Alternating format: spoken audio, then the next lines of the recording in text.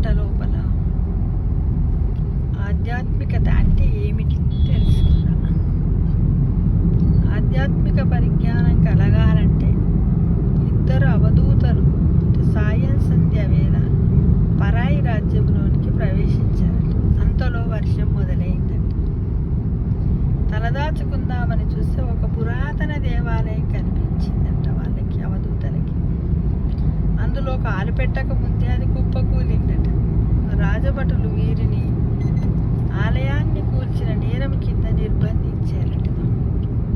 మర్నాడు రాజు ముందు నిలబెట్టి దేవాలయం కూలడానికి కారణం వారేనని ఆరోపణలు చేశారట. రాజు గుడ్డిగా వారి మాటలు నమ్మి అవధూతలకు మరణ శిక్ష విధించాడట. చివరగా ఏదైనా చెప్పుకోవచ్చా అని వారితో అన్నాడట. వారిలో ఒక అవధూత, నా హృదయం ఒక మందిరం, దీనిని పరమాత్మ తన ధ్యానం కోసం నిర్మించుకున్నాడు. మనిషి దేవుని కోసం అక్కడ మందిరం నిర్మించాడు. దానితో దేవునికి నేరుగా సంబంధం లేదు. మనిషి నిర్మించుకున్న ఆలయం కోసం దేవుడు నిర్మించుకున్న హృదయ మందిరం కూల్చేస్తారా అని ప్రశ్నించాడు.